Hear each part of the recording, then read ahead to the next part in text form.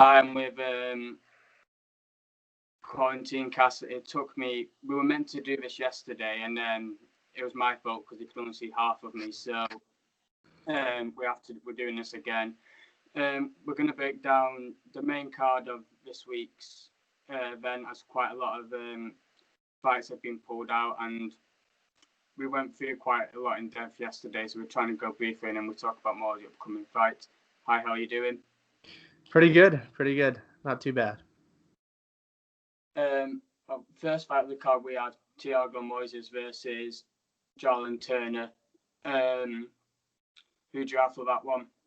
So I think this one's it's really gonna come down to what Thiago Moises can do on the ground. I mean, we saw it. We were talking about it. We talked about it for quite a while yesterday, but it's very similar to that Jim Miller Roosevelt Roberts fight where, you got a guy who's tall and lanky in Roosevelt Roberts, or in this case, Jalen Turner, who can, if he stays at range, he has the ability to pick him apart for 3 rounds. That being said, Thiago Moises, you saw it against Michael Johnson. He has the ability to, all he needs is 2 seconds, and he's got you in a lock that you can't get out of.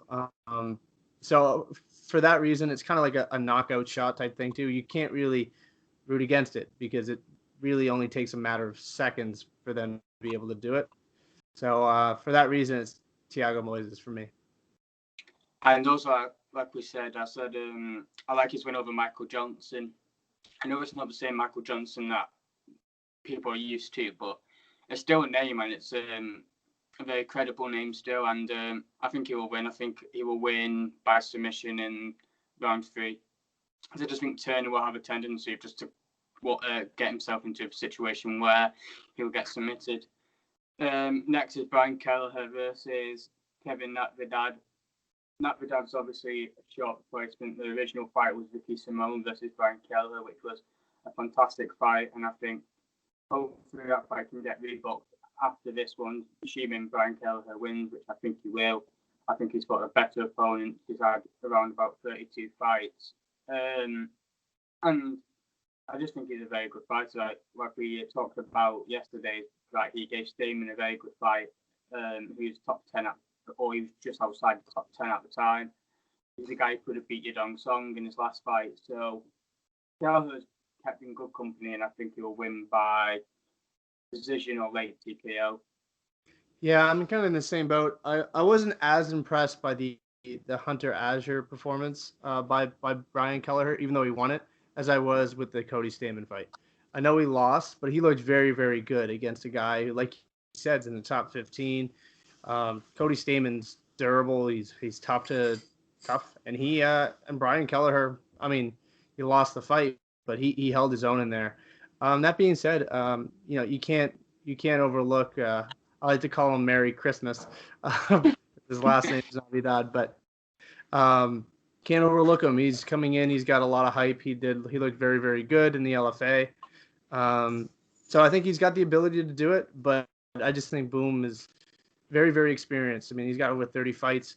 He's fought higher level opposition, and I don't think he's going to be able to put him away because it's a new opponent, different styles. It's hard to kind of adapt on the fly like that. So I don't think he's going to be able to put him away, but I think he'll coast to a comfortable victory.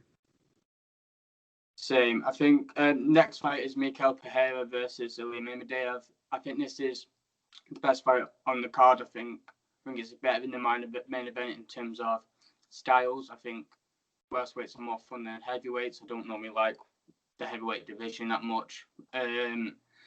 But I think Pereira wins. I think his record is kind of deceiving. I feel like a lot of his losses are due to him, not more than his opponent.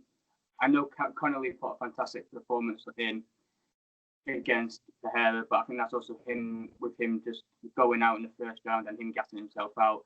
And his fight against Diego Sanchez as well, he was winning pretty much the majority of that fight, and then before he caught him with a knee on the ground, which we've seen it not being disqualified, and I'm not sure, and it looked bad, but I thought I've seen worse ones, and I feel like Diego Sanchez definitely milked it to get. I don't want to say milked it, but he definitely played the referee. I think he was very smart in what he was doing.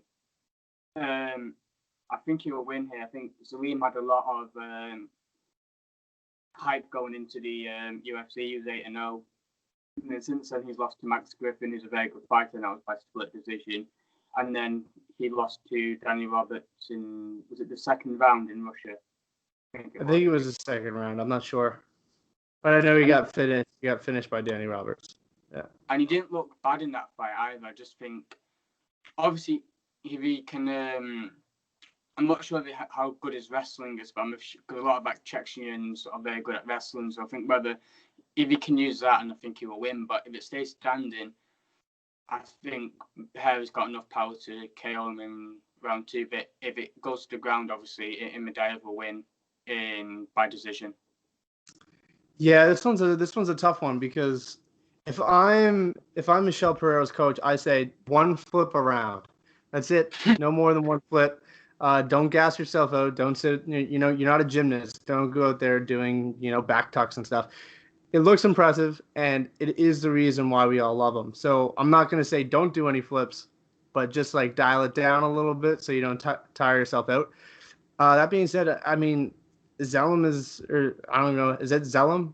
Zalim? I don't know how to pronounce it, but yeah. Anyway, I think he's tough, and I don't think it's going to be as easy as a shot's going to put him out. I think it's going to be more. It's going to be a grueling fight, and I think it's going to go 3 rounds.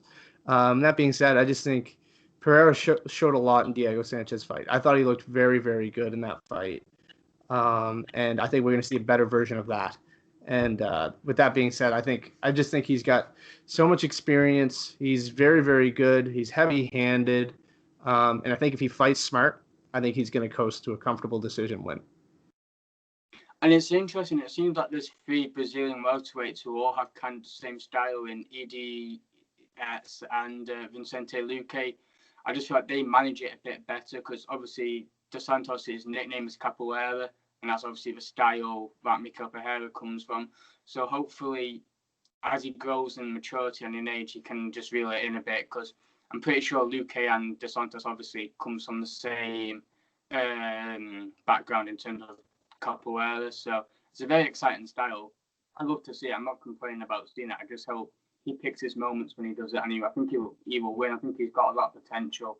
And like we said, he's only 26. And same with Imadaev. And I think if they lose, I think they can still come back in the UFC a couple of years later. Next, we have OSP versus Alonzo Menifield. I think OSP wins. I really do. I don't think Menifield showed me a lot. I wasn't really impressed with him against Devin Clark. I feel like you should be able to have more than 5 minutes in the cardio of your professional athlete. I know it's a bit harder in a light heavyweight and heavyweight divisions where this cardio, you're relying on more on the one knockout punch power than your cardio. But I still think I don't think he's gonna get rid of OSP in the first round. So I really think he needs to manage that cardio. And if he doesn't, I think the fight will go similar to the Devin Clark, but this time OSP have more control on the ground and not cage control in terms of just pushing up against the cage. I think OSP will have his way with him. If it goes past the first round, I think he'll win by decision. He could get a Von show, but I think he will win by decision. I don't think it'll be the best of fights.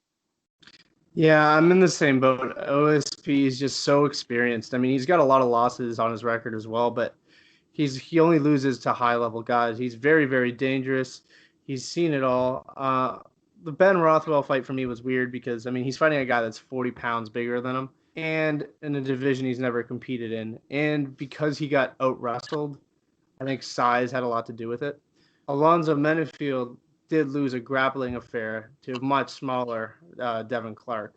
And Devin Clark is not at Ben Rothwell's level either. So that being said, with OSP, I just think there's a blueprint now to how to beat Alonzo Menifield. Grapple him, take him down, and, who grapples at light heavyweight the way OSP does. I mean, his jiu-jitsu is next level. His Von Prus are unbelievable.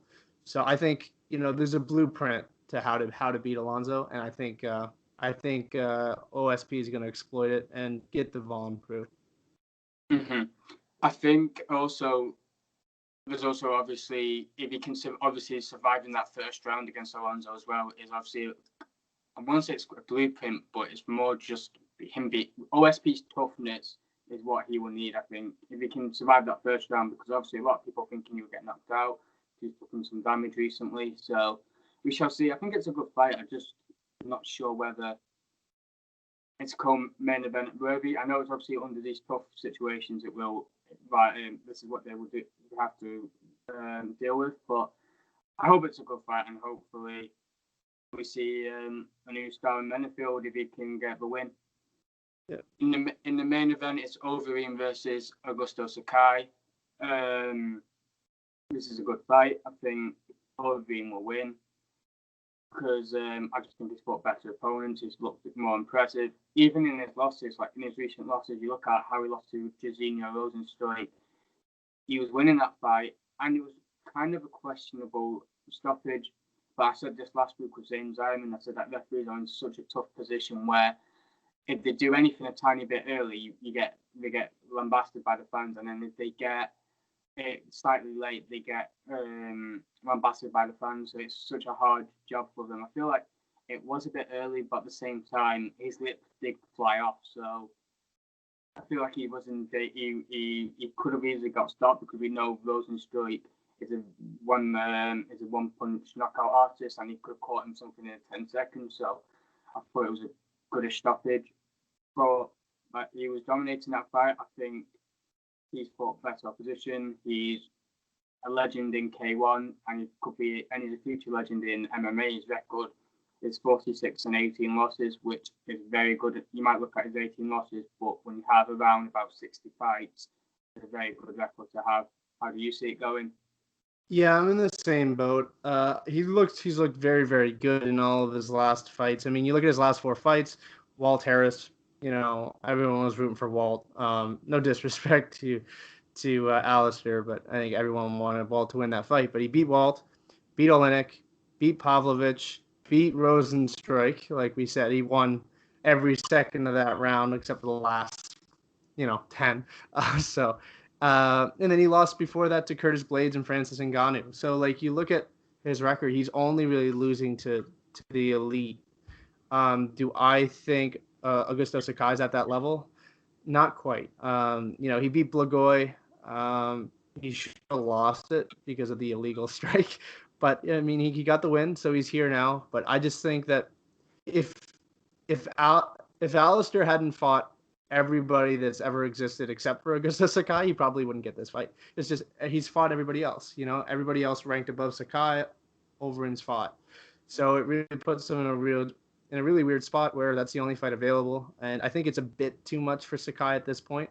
He has a very good record. He looks very good. I just don't think that he's ready for a guy of Overeem's ability.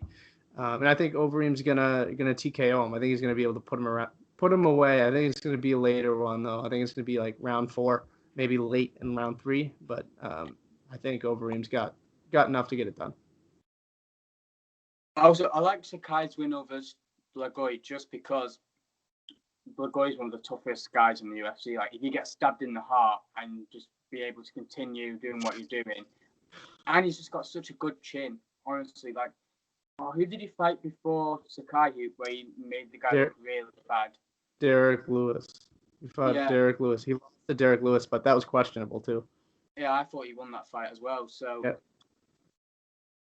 obviously it's controversial, but it's still a good win to have. Obviously, even if it's just someone you just don't want to fight, he's a horrible guy to fight against. But his performance against Arlovski wasn't great, considering what some other heavyweights have done to him recently. But I think Overeem's experience and the way he overcame Walt Harris in the first round, and just the way he dealt with this entire situation, he took it like a champion, I think. And I think he could be 1 or 2 fights away if he beats Sakai, coming to fight Stipe, and he was quite close to beating Stipe when they first fought. So I think he's rejuvenated. I think it's also hard saying that because obviously when you think a fight looks great and then the next fight they don't look as good. But I hope he can turn it around because obviously he's also from Europe, so I'm obviously rooting for him. And I hope he gets it done. I hope it gets done earlier rounds because I really don't like seeing heavyweight fights go the full distance because normally after that first round or whatever it is, fight are quite slow. So I hope it's done fairly early. But saying that, Overeem's quite an exciting fighter, like the way he puts his combinations together as well. So I think he'll win. Just how he will win, I'm not too sure yet. Next week we've got Michelle Waterson versus Angela Hill. Obviously, we're meant to get Thiago Santos versus Glover Teixeira, but we've still got a good fight in the strawweight division where Angela Hill possibly should be in the top 5 now. I think she beat Claudia Gadelha. Michelle Waterson's not had the best time recently. I think Hill is good enough to win. I think her record is very deceiving. I think it's 13-7, but it's one of the better records in terms of who she's fought and how she's looked against them. Like I said, I thought she beat Claudia Gadelha, whose fight been cancelled as well with Xian Yan, who I think has been rescheduled for November or October. How do you see that fight going next week? So I think the switch to 5 rounds is going to be key here. I had Angela Hill winning. I thought in a 3-round fight, I thought Angela Hill was going to be able to do it. But I think the experience that Michelle Waterson has, not just in MMA, but karate and everything else, she's just fought so many people, and I just don't see her fading as rounds 4 and 5 start. I don't think either girl is going to be able to finish the other one. So I think it's going to be the early rounds are probably going to be Angela Hill, and I think Waterson's going to pull away. And I think the 5 rounds is going to be favorable for Michelle Waterson. As for the main event, I was shocked that this was the one that they made the main event, but at the same time, like we've seen main events that are worse than this. I'm not as mad at the main event. I just think the card itself isn't doesn't really support it. If you had a solid co-main, I think this card would be very good. Like if you had, I can't even think of a good example, but if you had a decent co-main to lead into that main event, I'd be way more pumped for it. But there just doesn't really seem to be any strong fights on that card other than the main event. Because the co-main event is Andrea Lee versus Roxanne Modafferi. That's what they have on Topology at the moment. So, and that's obviously not a fight that can main event a UFC fight night. So I think they had a very good. If it was Santos and Glover and then Michelle Waterson Hill, I think that's a very solid co-main. Yeah. I mean, it's just a shame. There's nothing we can do because obviously it's a situation now. It is fair play to the matchmakers for still giving us an event. I know they don't like cancelling an event because obviously in some other sports, if the main event goes, the card kind of collapses as well. So fair play to them, and I think it will still be a quite entertaining fight because Angela Hill's a very entertaining fighter.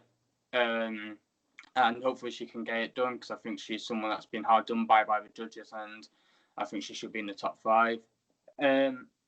We've got a very interesting fight that's apparently in the works if he gets past Gerald Meerschaert on September 19th on the Covington Woodley card is Hamzat Chimaev. How do you see him faring with someone like a Damian Maia or even Gerald Meerschaert if they do come on to fight on September 19th and then fight Damian Maia and fight Ireland? Yeah, I think that's a very, very big step up in competition for Chimaev. I really like Chimaev, but man, Damian Maia on the ground is next level. I know he's getting older. He didn't look amazing against Gilbert Burns, but that's also Gilbert Burns, who's also a 4th degree black belt in his own right. So it'll be a really good test, though. If Chimaev can get past Damian Maia, the hype is real. But going from a guy like Reese McKee to Damian Maia, that's quite the jump. Yeah, I get it. He's a high-level prospect. He looks good, but I just think it's too much too soon. But I mean, he's undefeated, so maybe he really is that good, and we just don't know it. But I do think it's a bit too early. I wish they would just do what they're doing with Yusuf Zalal, because Chimaev is only 26. He's only had 2 fights. With Yusuf Zalal, I think he's fighting Sungwoo Choi, I think, and that would be his 4th fight in the UFC. I get that he's younger, but you're building him up correctly. You're giving him tough guys who are very tough to finish because this was a guy that was finishing everybody before he got into the UFC, and since then he hasn't been able to finish anybody due to the toughness of his opponents. And I feel like that's the right way. We did it with O'Malley as well. I know they gave him Chito Vera, but that was in like his 5th fight, and they still built him up correctly. With Chimaev, I think people think, because comparing him to Khabib, we might as well just give him Damian Maia now. But I do like the giving him Gerald Meerschaert at the start. Before that, I think for September 19th, and I like that, but it's still coming too early. I would just wish. They're wondering why they don't have the stars in the UFC, because they're just not really building up any of the prospects they have. Or when they do, they're just giving them too much of a big step up. Do you think they need to change their kind of model in the way of they need to start doing more like progressive fights, like they're doing like guys like Yusuf Salah, where they're just bringing up the competition slightly? Yeah, I agree. I mean, there's certain fighters that it works for, like Darren Till's a great example. They just rushed him into it. And ever since, he hasn't gotten an easy fight. And that's the other thing that worries me is, okay, you go and you fight Damian Maia. Who are you going to fight after that, right? Win or lose, you're only going to fight killers. And, it's just, it could ruin his career. I think Darren Till is a great example. I mean, he's still right up there, but, he just lost to Robert Whittaker. He's lost 3 of his last 4, and he's fighting another killer, Jack Herman. Like for me, that's the only thing that worries me is that if you're gonna rush a fighter, that when they get that roadblock, you gotta give them a step back. But I do like the idea of building a fighter up. He is 26, like you said, so he's got some time. I understand, giving him a big name, but give him a big name that isn't quite at the level of Damian Maia. A guy like James Krause, a guy like Sanchez. Yeah, a guy who's big name, recognizable name for MMA fans, but also not a guy who's he's fought for a world title. He's one of the best, if not the best, jiu-jitsu practitioner to ever compete in the UFC. Like, it is a lot too soon. That being said, he could surprise us all, but I just think in general, you should build a guy up. Give them big names, but don't give them guys at that level. And it's also a very weird fight for Maia to take as well, because I know as good as Chimaev is on the ground, he's also a fairly decent striker. So it could be like the Gilbert Burns fight where it just says standing and Chimaev cracks him, because I'm pretty sure in his last fight for Brave, he fought a guy who was 8-0, and I'm pretty sure he KO'd him on the feet or standing up, and maybe got him by ground and pound. Damian Maia is planning to retire, and I feel like they should give him a better send-off. I know he wanted Diego Sanchez, but what we could have just given someone like they did with Burns, like a Vicente Luque, where he's passing the guard to another Brazilian up-and-comer. Like, I just don't think this is the best fight for him. And I think Chimaev is very good. I just feel like a win over Reese McKee, who's a lightweight, and John Phillips, who is not really done much in the UFC. He wants him enough to fight Damian Maia. Is he still in the top 10 now, or has he slid down? I think he's still in the top 10. I think he's still up there. Is that Jeff Neal's, I think, 10.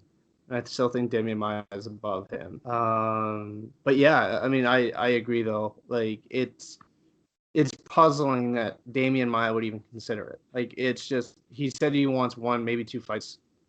He should be getting big names, like the Anthony Pettis's, like you said, Diego Sanchez. Well, win or lose over Chimaev, it does nothing for your legacy. It does absolutely nothing. So, for me, it doesn't make sense from his perspective.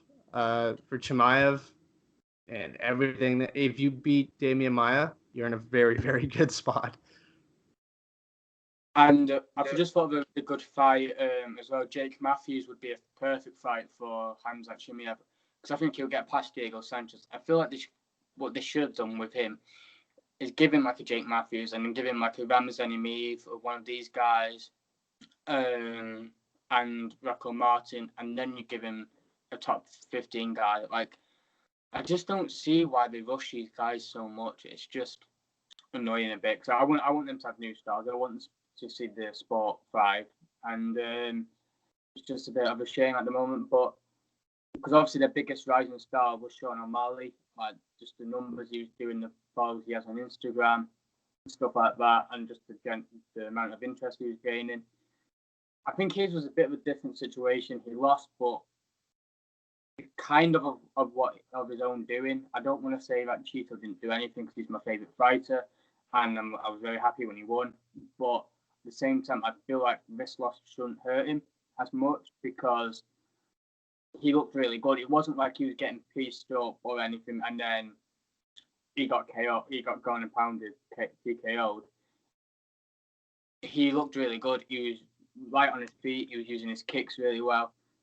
But was that the same injury that he did against Andre Sukmatar? Was it the exact same? He says it is. I don't think the X-rays came back and said there was nothing. But like he said though, Cheeto won, and I think Cheeto would have won regardless. But there's always going to be that asterisk, right? So he can always be like, yeah, I didn't actually lose, and people would still believe it because there was a reason for it. So it doesn't do anything bad for Sean O'Malley, but I think it does open I guess the UFC should take a lesson in this and be like, you know what? He's not ready for the Cheeto. You know, he's not ready for it. He's still got all that hype behind him because he didn't lose. So use that and give him a few more fights. And I think that's the same thing with Darren Till and Chimaev and all these guys. Like, why are you rushing them to get a title? Like, Darren Till will become champion someday, but he doesn't need 20 losses on his record because you're feeding them to these killers. Give him a step back. Let him get some streaks. Get him some confidence, and then he'll jump right back up there. But, and yeah, I think the same thing could happen with Chimaev if they give him Damian Maia. I want to move on to the featherweight division, and I want to talk about a massive prospect in the UFC. I might be a bit biased here because he's from the UK. There's two, obviously, from the UK, but one who's really defined the odds recently. Obviously, he fought Zubair Tukhugov in Abu Dhabi on Khabib's card and got a draw to him in Lil Murphy. Lil Murphy is one of the best up-and-comers, I think, in that division. He's a very dangerous guy. He's got very good ground game. And then he fought a Brazilian Jiu-Jitsu specialist in Ricardo Ramos, who was very good. And I thought Ramos was going to win the fight, to be honest. I thought his Jiu-Jitsu would have been good enough. And you think that would have scared Murphy, but Murphy was like, nope, I'm going to go to the ground and test my skills with him. And he was excellent in it. And I think he's someone that the UFC need to build up. But I think maybe after this fight, it's top 15. I know that's going against what I said. But if you look at the names he's already fought someone in the top 20 in Zubair and someone in the top 25 in Rico Ramos. So I thought a fight with Knight Landwehr would have been good, but he's obviously fighting Shane Young. Who would you like to see him fight next?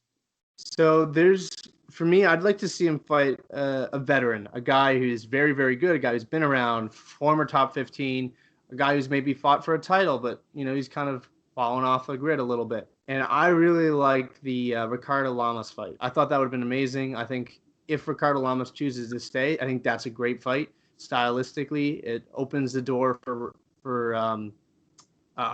Ricardo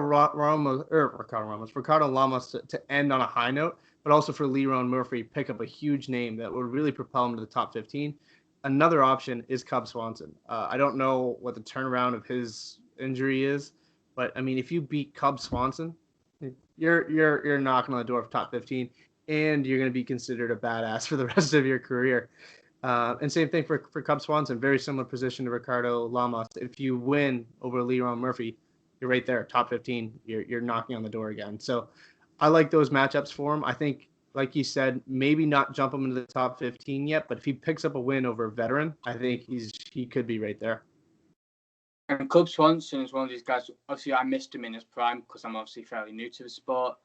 But he's a guy who's got win over Con Gracie, who looked great against Alex Caceres. And you're thinking, you have to be something special to get into.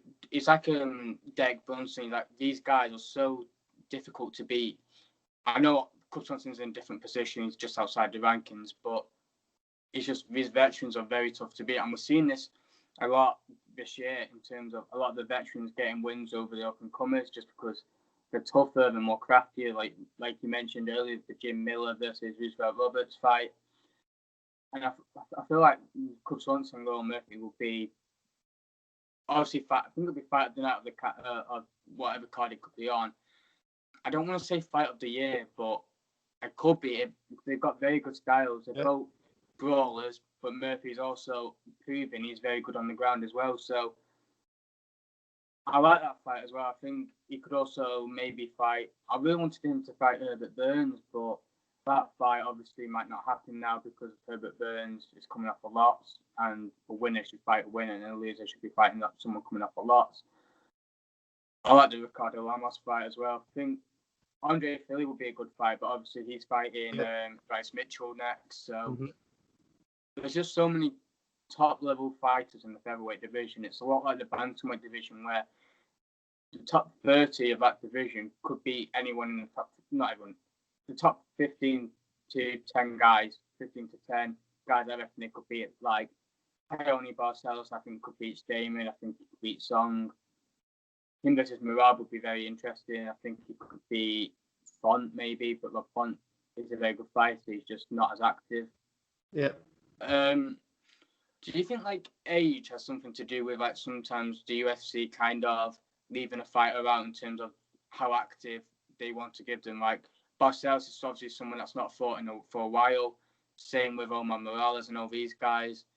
Omar Morales has obviously been a bit more active, but do you think there's a bit of like a bias there between the younger guys and the older guys on the win streak? Like you look at Leonardo Santos. Yeah, I think there has to be. Francisco Trinaldo, I think, is a great example as well. I mean, the guy's like 800 years old. He's still very, very, very good. But yeah, I mean, if you only have a certain amount of slots to have fights, you're gonna want to give it to guys that have a future, a guy that is gonna be a champion. And no disrespect to guys like, for example, Diego Sanchez. He's getting up there in age as well. Francisco Trinaldo, Alexei Oleinik. These guys are older. You know, their chance is kind of, their prime is behind them. Yeah, they're great, and they're great to feed the younger guys. They're big names as well. They can help, you know, bring people to the arena. A guy like Alexei Oleinik in Russia, it's huge, right? So they're important to have on the roster, but you don't need them every weekend because they're not going to be a champion. But a guy like we said earlier with Sean O'Malley, if you could have Sean O'Malley on every card, why not, right?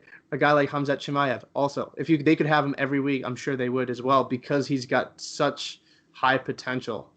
Guys like Oleinik, guys like you mentioned, Omar Morales as well.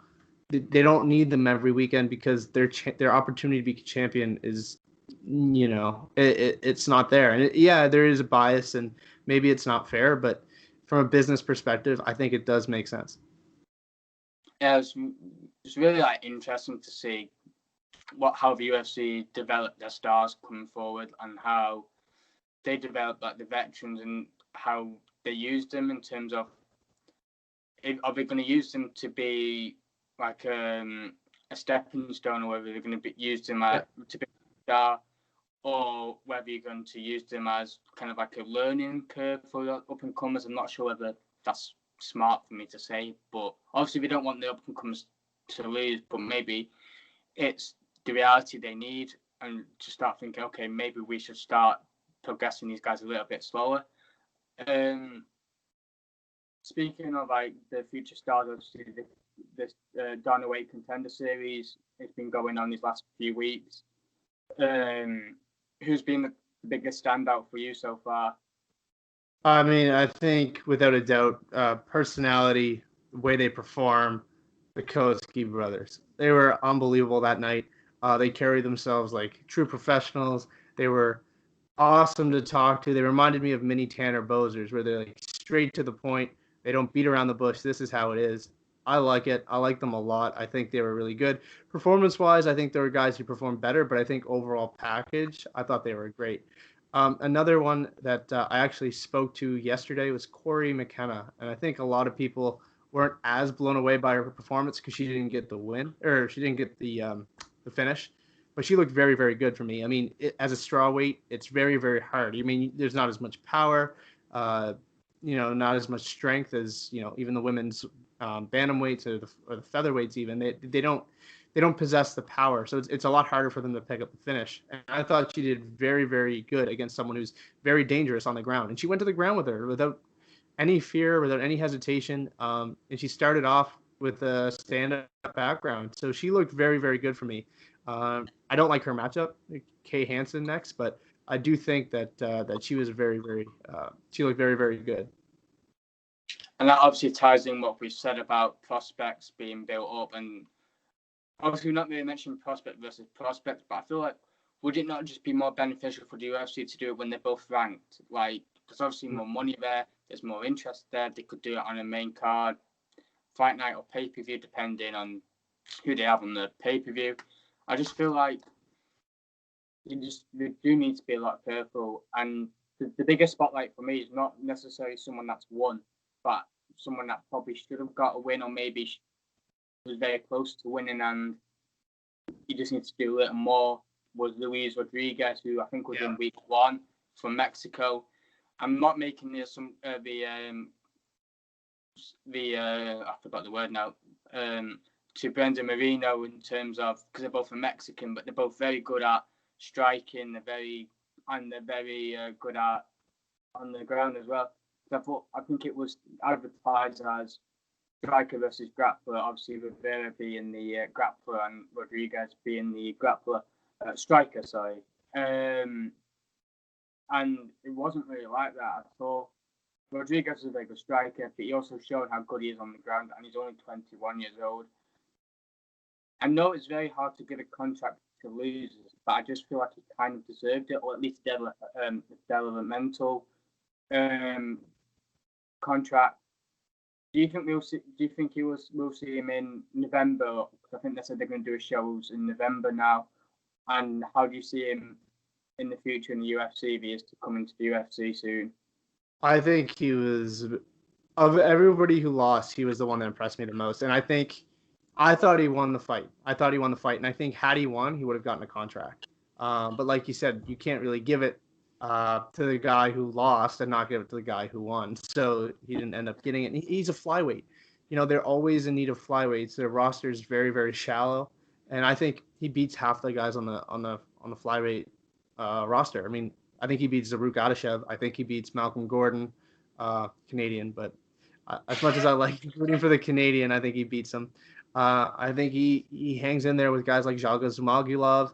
I think he's very good. I think even matching up with a guy like Tim Elliott, I think those matchups make sense for him. And maybe he's got to get a win just so you can come into the UFC on a high note.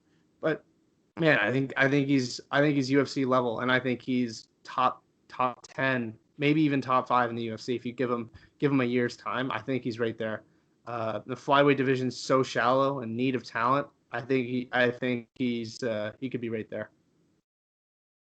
Comparing was the word I'm looking for with comparing to Moreno. I think to be fair to the UFC, I think they've started to bulk up their flyweight division. Obviously, they've got guys like Zelgas Zumagulov, who's a very good fighter.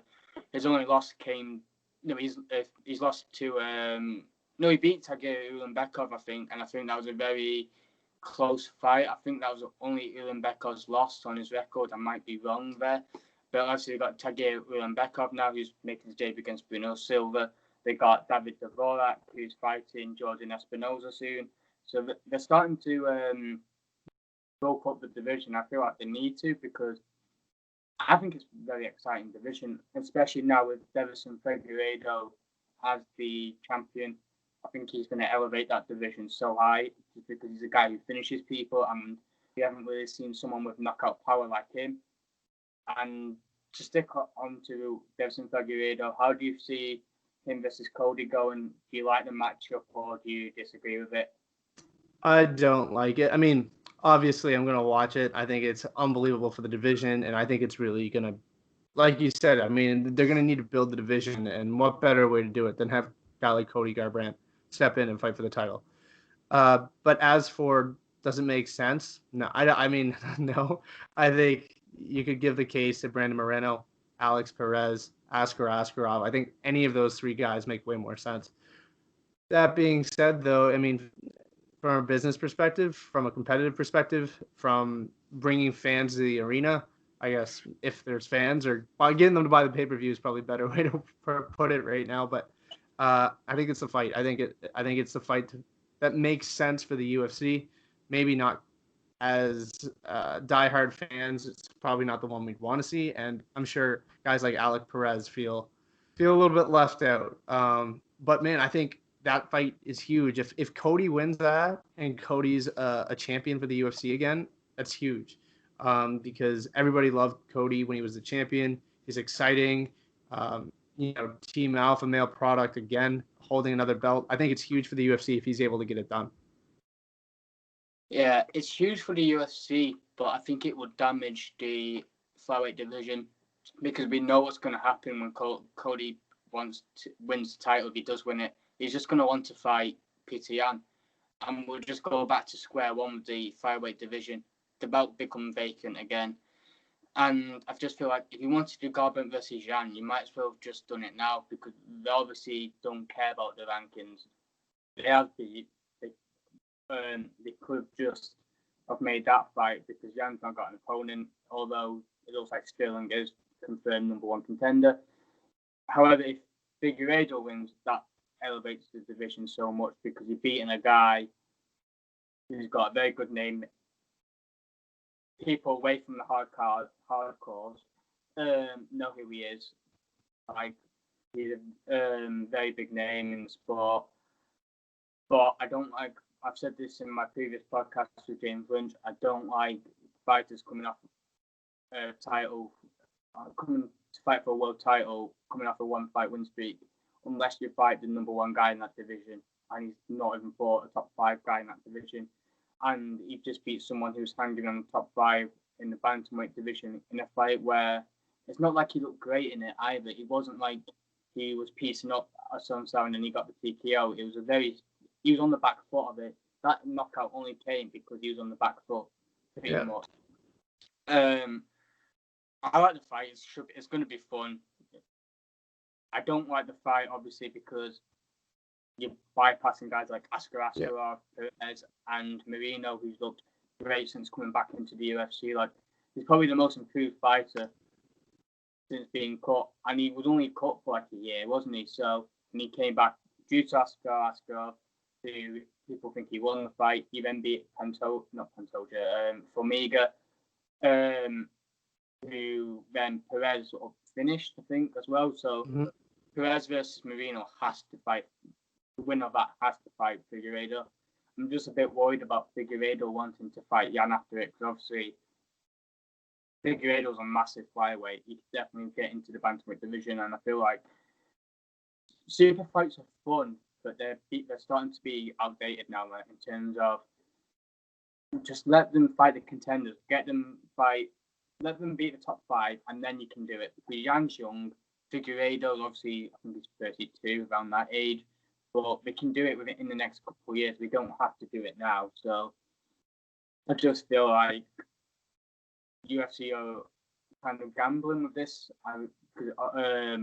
Like I say, Garbrandt wins, he damages the division, because I just feel like it's just going to be vacant, and it'll be the same as Cejudo situation. And if Figueiredo wins, obviously, like I said, it's going to elevate the division. Last couple of things. Obviously, we work for MMAprospects.com. Is there any prospects you want people to keep an eye out for outside the UFC? Yeah, there's a few. The big one for me, I'm from Canada. I'm from East Coast of Canada, and right next door is New Brunswick. And there's a prospect out of there that I think everybody should watch. He is huge. What I like about him is he's loyal to the gym that he trains at, and he's also loyal to the promotion. He's always fought for that promotion. His name is Christian Savoy. He's undefeated, very, very talented. Whether or not he gets picked up by the UFC soon, I don't know, but you got to keep an eye on him. He's very, very good. That's prospect number one. Another one is Carlos Mota. He's a flyweight out of Brazil. His story gave me goosebumps when I talked to him. I almost teared up when I spoke to him. His backstory alone is crazy. Not to mention the guy is a killer. He's 5-0. He was very, very good at soccer. He quit it to pursue this, and he's knocking on the doorsteps. He's tweeting 24/7. He's doing everything it takes to become noticed by the UFC. So Carlos Mota, keep an eye on him. Third is a guy I just spoke to. He's fighting on September 12th. He's fighting for Valor FC, which is an organization that's pumping out more events than the UFC right now, which is crazy. So his name's Greg Hopkins. He's fighting for the welterweight strap. He's 3-0. He is older. He's 32. But he has a long amateur career dating back to 2010. He took some time off, but came back, and he's looked good. He's very, very good. He's 5-1 as an amateur, 3-0 as a professional. So keep an eye on him. Those are my three prospects. I could go on for days, but those are the three, all based in North America, or in North and South America. I need to keep an eye on the European talents, but I think you've got those covered. Yeah, obviously the guys like Mason Jones, who I've got an interview with, really good guy. 8-0 from Wales, where there's been so many good fighters coming from Wales. Obviously, you've got Colin McKenna. You've got Jack Shaw coming up, who's probably going to become a future champion. He's very young. He's 25 as well. Mason Jones fighting at Adam Proctor for the welterweight title. He's the lightweight champion, so it's a super fight at Cage Warriors on September 26th. Keep an eye on him. He's a massive star in the making. There's guys like Mohamed Makiev, obviously one of the best amateurs ever, 23-0, 22-0 as a professional, so 25-0 really altogether, which is incredible record. He's fighting October 1st, I think, in Bahrain for Brave, which is a fantastic promotion. Was where guys like Kimir come from, Ali Al-Qaisi come from as well. So keep them out on Makiev. And the third one is Mohamed Makiev, which is very similar. And someone that could fight Makiev in the future, because I think his best division is the bantamweight division. He's obviously fought featherweight, but if you look at the guy, he's very bulky, but he's quite small. So he's 10-0. He's coming off a great win over Show Abusive in Sweden a couple of weeks ago. I feel like he wants to fight for the title next in the featherweight division, which could happen. He's only 20. I like to see him fight more of a veteran next and then get a title shot. And there's just loads coming out of Europe, and obviously loads in South America and America. It's a good time for the prospects. Last thing, is there anything you want to plug before you go? Yeah, I'll plug my Instagram. It's UFC Matchmaking. Made it a long time ago, kind of stuck, and there it is. I post after every event who should fight who, winner or loser. I just match them up with somebody. MMA Matchmaking on Instagram, or not MMA, MMA Quarantinecast on Instagram. I post pictures every day of everybody I interview. Also, MMA Quarantinecast on YouTube. You can see I have 90 interviews up already, so just keep looking for more. I interview everybody from fighters to coaches to analysts to whoever. As long as they're in the MMA space, I interview them.